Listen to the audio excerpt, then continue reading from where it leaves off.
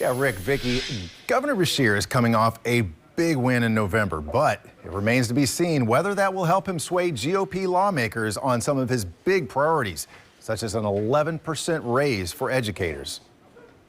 Tennessee just passed a 22% teacher raise. For a long time, Governor Andy Beshear framed pay raises as an issue of teacher recruitment and retention.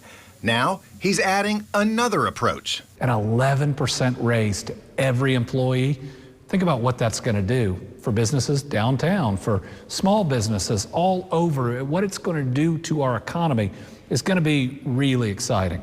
With his re-election campaign behind him, Beshear says he's recently talked to some Republican leaders about the future. All of us are talking about wanting a more routine meeting schedule set up so we can work through the session and hopefully where we can find common ground, we can get things done. Does that free you a little bit now that you don't have to run for re-election? I mean, does it allow you to do something differently, or?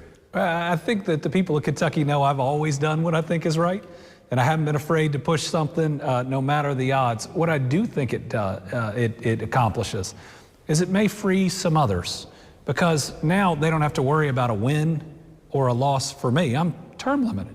Beshear also made a bold prediction. He thinks Democrats, who now only have 20 of 100 seats in the state house, might gain a couple seats. I believe that there were some seats that flipped the last time that are in areas that, for instance, in my election, voted overwhelmingly for me to return. Beshear says the lopsided control the GOP has in Frankfort has allowed the party's more extreme faction to gain power. So, what does he think Democrats should focus on to win back voters at the polls? A clear and relentless focus on the things that matter most to people, and they're not partisan at all. To be the group that, like the people of Kentucky, wake up every day thinking about quality jobs, that think about our infrastructure, that think about public safety, that think about public education. Now, Governor Beshear told me his number 2 priority is universal preschool. He says it will improve academic outcomes and open thousands of daycare slots.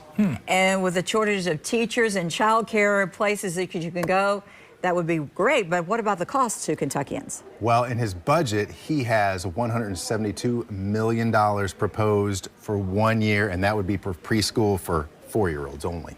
All right. Thank you.